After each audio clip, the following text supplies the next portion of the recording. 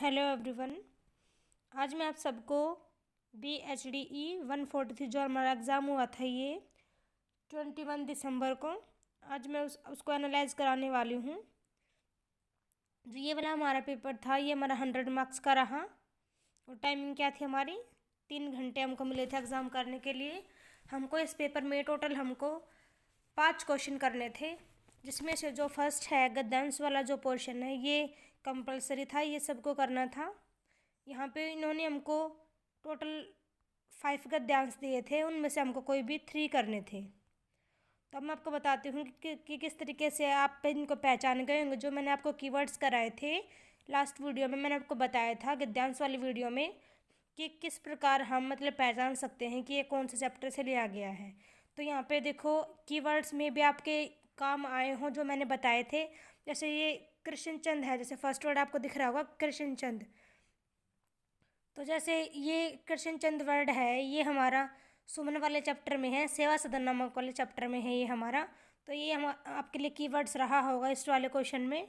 इसके अलावा देखो गंगा जली वर्ड भी है, जो भी कीवर्ड्स रहा होगा इस वाले पैसेज में। मतलब एक पैसेज में आपको 2 कीवर्ड्स मिल गए हैं, तो आपको इसलिए आप इसे जान पाए होंगे इस पैसेज के बारे में। इसके अलावा नेक्स्ट पैरा देखिए, मैंने आपको बताया था कि यहाँ पे जैसे भाषा साधन है साध्य नहीं, मतलब ये यहाँ पे प्रेमचंद के जो हमारा वो चैप्टर है साहित्य के उद्देश्य, उस वाले चैप्टर का ये है, क्योंकि इसमें भाषा के बारे में बताया गया है कि भाषा किस प्रकार से यूज़ करती है साहित्य। देखिए जैसे मैंने कहा था साहित्य वर्ड भी आ जाएगा, और यह सम्मेलन इन बात सम्मेलन वर्ड आ गया, क्योंकि जो साहित्य का उद्देश्य जो चैप्टर था वो सम्मेलन में ही तो भाषण दिया था ना प्रेमचंद जी ने। तो इस सबसे ये वाला मतलब हम इसको इजीली डिफाइन कर पाए, या इसको हम अच्छे से रिकोनाइज कर पाए, जान पाए। नेक्स्ट देखिए तो बहुत इजी था, मुन्नी वर्ड आ गया। मुन्नी कौन थी? हल्कू की वाइफ थी। मतलब ये हमारा पूस की रात में से लिया गया था, ये वाला जो हमारा पैसेज है ये पूस की रात में से लिया गया था। नेक्स्ट देखिए यहाँ पे ये भी इजी रहा, क्योंकि देखिए इसमें कीवर्ड्स क्या रहा, ये देखिए मीर साहब, बेगम साहिबा।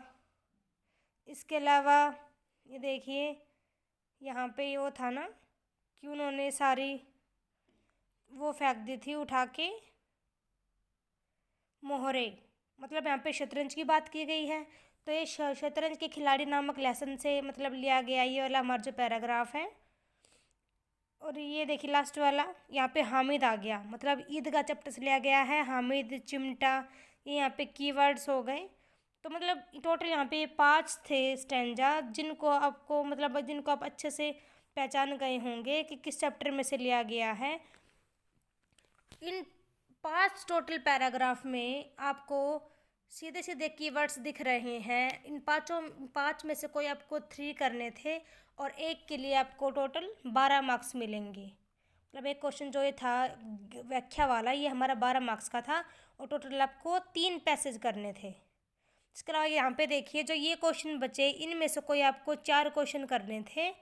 तो देखते हैं कि मैंने आपको जैसे बताया था कि उस टाइप से आया है एग्ज़ाम में। देखिए मैंने आपके लिए इंपॉर्टेंट क्वेश्चंस किए, एक मैंने डाली थी शॉर्ट्स, मैं वीडियो नहीं बना पाई क्योंकि मेरी तबीयत ख़राब थी इसी वजह से, बट मैंने शॉर्ट्स डाले थे इसी वजह से। तो देखिए फर्स्ट क्वेश्चन जो था प्रेमचंद के उपन्यासों का परिचय या उपन्यासों की विशेषता बताइए। देखिए एज इट इज़ क्वेश्चन पूछा गया है, प्रेमचंद के उपन्यासों का परिचय दीजिए, कि मतलब कि उनके उपन्यास के बारे में बताइए। तो मैंने आपको ये कहा था उस टाइप से उन्होंने फर्स्ट क्वेश्चन मैंने आपको यही बताया था, और यहाँ पे फर्स्ट क्वेश्चन यही आया है एग्जाम में।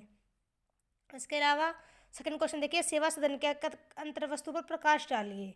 तो ये देखिए ये मैंने कहा था कि वो इस टाइप से आपसे पूछ सकता है, ये कथा वस्तु पूछ ले, अंतर्वस्तु पूछ ले, कथानक पूछ ले। मतलब इस तरह से मैंने आपको आइडिया दे दिया था कि वो क्या पूछ सकता है इनसे रिलेटेड, और उसने वही पूछा एग्जामिनर ने। यहाँ पे उसने सेवा सदन की अंतर्वस्तु के बारे में पूछा है, तो ये भी आपने इजीली कर लिया होगा। नेक्स्ट देखिए करबला नाटक के वैचारिक पक्ष मैंने आपको बताए थे क्या होते हैं, जब मैंने आपको कराया था इसको ब्लॉक वाइज खंड वाइज, तो मैंने आपको कराया था। इसके अलावा मैंने जब फुल बुक की मैंने वीडियो डाली थी, एनालाइज कराया था, तो मैंने उसमें भी डाल ली थी, अच्छे से बताया था कि करबला नाटक का वैचारिक पक्ष क्या है। इसके अलावा यहाँ पे देखिए साहित्य का उद्देश्य है, निबंध के भाव पक्ष। तो ये देखिए मैंने आपको कहा था कि साहित्य का जो उद्देश्य है जो वाला हमारा ये चैप्टर है, इससे वो आपके विचार पक्ष पूछ सकता है, भाव पक्ष पूछ सकता है, भाषा शैली पूछ सकता है। तो वो उसने हमसे यहाँ पे कौन सा पक्ष पूछा है? उसने हमसे यहाँ पे पूछा है भाव पक्ष। तो मैंने आपको बता दिया था कि किस से क्वेश्चन पूछेगा, उसी टाइप से एग्जामिनर ने क्वेश्चन पूछा भी है यहाँ पे। नेक्स्ट देखिए, शतरंज के खिलाड़ी कहानी की कथा वस्तु का विश्लेषण कीजिए। कि शतरंज के खिलाड़ी जो हमारा चैप्टर था, उसकी कहानी की कथा वस्तु। तो मैंने आपको बताया था कि कथा वस्तु में हम क्या लिखते हैं।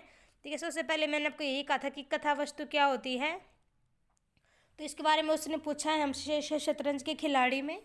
तो कथा वस्तु वही होती है कहानी का आरंभ, मध्य और उसका एंड। तो ये आपने कर लिया होगा इजीली। इसमें तो हमको कहानी ही लिखनी थी, मतलब एक टाइप से। नेक्स्ट है ईदगाह कहानी का संरचना शिल्प। मैंने आपको बताया था कि ईदगाह कहानी, देखिए ईदगाह कहानी का संरचना शिल्प क्या होता है, मैंने यहाँ पे मेंशन कर रखा है। इसके अलावा मैंने आपको बताया भी था कि संरचना शिल्प में टोटल 3 टॉपिक्स पे हम बात करते हैं। सबसे पहले भाषा पे, लैंग्वेज पे, उसके बाद हम बात करते हैं शैली पे कि हम कौन सी शैली हम अपनाएं, उसकी बात करते हैं। और थर्ड हम बात करते हैं संवाद की कि कैसा संवाद या संवाद किस किस के बीच में हुआ है। ये चीज़ हमने मतलब मैंने आपको बताई थी कि हम संरचना शिल्प में हम किन टॉपिक्स की बात करते हैं। तो ये क्वेश्चन भी आपने इजीली कर लिया होगा, आई होप। लास्ट क्वेश्चन देखिए, इसमें मैंने आपसे कहा था कि जो टिप्पणी में एक टिप्पणी आपको जरूर देखने को मिलेगी सुमन वाले चैप्टर से, सेवा सदन नामक चैप्टर से। और देखिए उन्होंने ऐसे हमसे पदम सिंह का पूछा है, मतलब उनका कैरेक्टर कैसा था इस टाइप में। तो मैंने आपको पहले बोला था कि उन कैरेक्टरों में से हमसे एक कैरेक्टर ज़रूर पूछेगा, और वहाँ से उन्होंने पूछा भी है। नेक्स्ट देखिए, ये क्वेश्चन थोड़ा सा मेरे को मतलब अननोन सा लगा, खे वाला। इसके अलावा जो गै वाला है ये इजी था। 2 बैलों की कथा कहानी का प्रतिपाद्य या उसकी मूल संवेदना क्या थी, ये भी आपने कर लिया होगा इजीली। और लास्ट है हल्कू की विशेषताएं या उसकी चरित्र की क्या क्या विशेषताएं रही, ये भी आपने इजीली कर लिया होगा। क्योंकि जो हल्कू था वो भोला था, ईमानदार था, मेहनती था, परिश्रमी था, मतलब इस टाइप से आपने कर लिया होगा। तो ये देखिए टोटल आपको यहाँ पे 5 क्वेश्चन करने थे। जैसा मैंने आपको बताया था वैसा ही एग्ज़ाम में आया है। आई होप कि आप इंपॉर्टेंट क्वेश्चन और फुल एनालाइज की वीडियो आप देख के गए होंगे, तो आपका पेपर इजीली ये अच्छे से हो गया होगा। आई होप कि आप अच्छा स्कोर करो इस वाले एग्ज़ाम में, क्योंकि ये हमारा 100 मार्क्स का एग्ज़ाम था। Thank you everyone.